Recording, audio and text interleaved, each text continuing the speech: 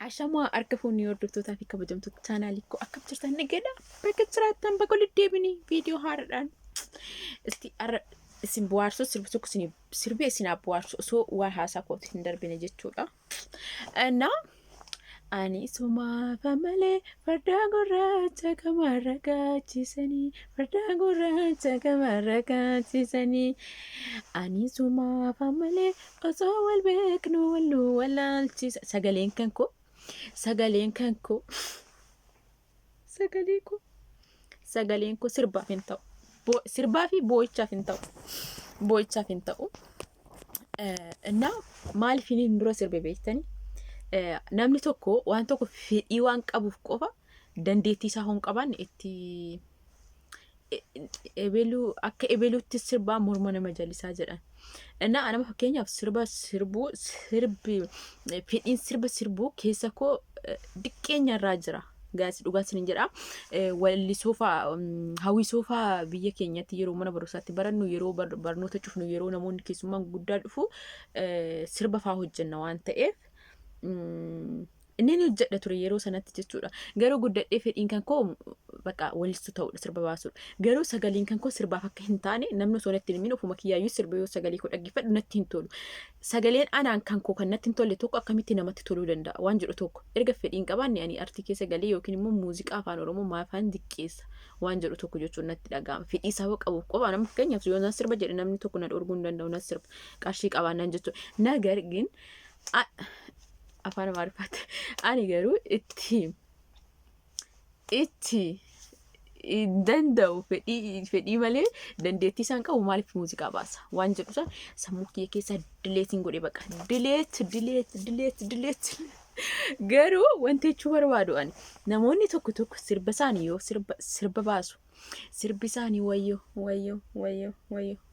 ani kan hin jedhu ani fedhii kan daa'imummaarra fedhii sirbaa qabu sirba hin baafne dileetiin godhe waan sana of keessaa fedhii sana of keessaa dileetii godheera. Isinii sababuu fedhii qabdaniif qofaa sababuma baqqaa hojjechuu barbaadanii osoo sagaleen isaanii hin bareen akkamitti gara artii dabalanii muuziqaa afaan oromoo gadi diqqeessuudha. Wayyoo muuziqaa tokko faayidaa dhaggeeffadhanii eerfoonii koon ofirraa akkatti darbaa akkuma nama sagalee qabu tokko jechuudha illee nan akka abbada. Innaa waan hundaafiyyuu maal jechuu barbaadeenii waan tokko waanuma akkamaa ta'u jesti sirba qofa osoo hin taane waan kam maal hojjechuu danda'a ofiin jedhe gaafadha. Amma fakkeenyaaf yeroo baay'ee otoon biyya galee maalan hojjechuu qaba jedheen of gaafadha. Wanti itti dandeettii qabu tokko anamma asuma taa'ee nan beeka. Otoon naggaadee ta'ee waaw na baasa. Sababni isaa baay'een nan wannaa jedha waan ta'eef jechuudha. Maal akkatti isin ibsuun beeku garuu waan akkasii kan hojjechuu nan danda'a.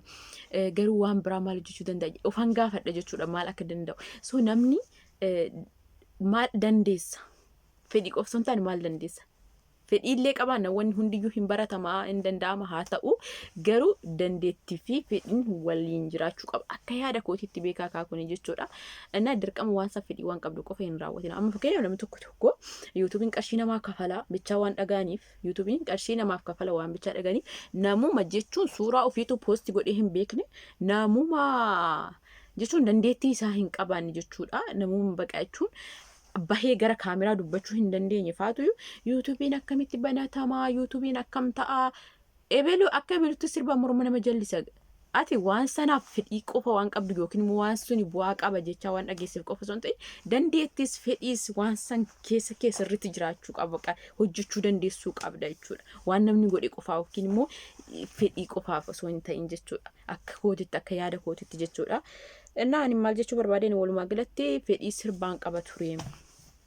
Sirba baasuun fedhii isaa nama sooftiin akka inni illee hin jiru yoo booyi namni booyin illee naan jedhu hin jiru. Walumaa galatti fedhii sirbaan qaba ture. Garuu sababa sagaleen koo hin bareenneef sirba baasuu dhiise. Kanaafiyyuu namoonni sagaleen keessan hin bareenne keessattuu ijoolleen baay'een biyya arabaa teessanii sirba baastanii wayyoo haadha koo. Rabbi jedhaati gurra keenya nuunjinaa okay please.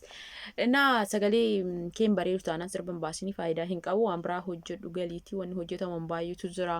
Aseetanii mana madaamii keessa taa'anii namni sirba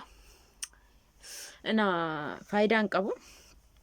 Waanuma hundaafiyyuu kana isiniin jechuu barbaada. Waan kamiyyuu waan dandeessan godha. Waan hin dandeessine immoo waan dandeettii hin qabaanne tokko raawwatin ani waanuma hin dandeenye gochuu hin jaaladha. Amma fakkeenyaaf ani yuutuubuma kana yoo jechuudha hojjechuu isaa eegaluu isaa ምናምን namootatu warqii ati koo maraattuu feesbuuk irratti viidiyoo akkanaa zimmittee baraadu maaliif yuutuubiin eegaltu ምናምን yaada akkas jedhu namoonni baay'ee waan naan jedhaniif malee dandeettii isaa qabaa yuutuubii hojjechuun barbaadan danda'a jedhee itti waan ka'ee miti jechuudha. Na waan akka sanaati yoon hundaafiyyuu sirba muuziqaa yeroo baastas sagaleen kan kee sirriitti bareedu qaba.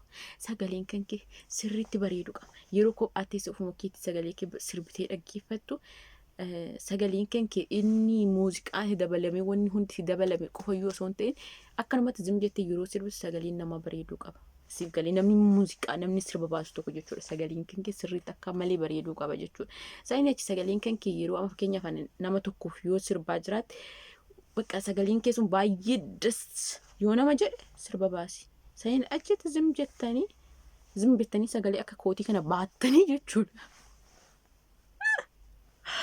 Sagalee akka kootii kana wannaadhaaf hin taane kana kan boochaaf hin taane kana baattanii sirba baastanii muuziqaa afaan Oromoos gadiin godhinaa jechuu barbaadeen waanuma hundaafeef sirba wayii sirba muluu maalii sunuyyuu jira inni sumayyuu wayya tokko irrallee wannaa qaba dhaamsa qaba waan ta'eef ra'ee lama qalee ምናምን yaaddattani yaa waan akka sanatti sagaleen kan kee bareeda yoo ta'e sirba baasa bareedan taanaan dhiisa waan biraa hojjedha dirqama artistii ta'uun yookiin immoo weellisaa ta'uu weellistuu ta'uun birqee miti. Okay wanni kamiyyuu jechuudha. Kanaafuu warra kana jechuun barbaada. Yoon dogoon gore na of kolchaa garuu yaaduma koorraa ka'eetiin har'a kana haasa'uu barbaade naaf jiraadha baay'een isin jaalladha.